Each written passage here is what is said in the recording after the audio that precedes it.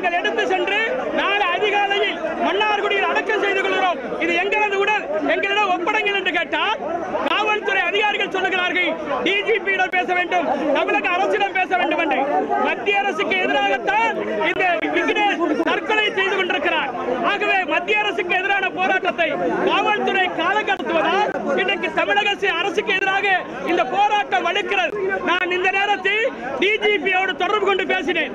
உடனடியாக அந்த உடலை எங்கள் நாம் தமிழர் அலுவலகத்தில் வைத்து அஞ்சலி செலுத்தி அமைதியான முறையில் அடக்கம் செய்வதற்கு உத்தரவிடுகிறேன் என்று சொன்னேன்.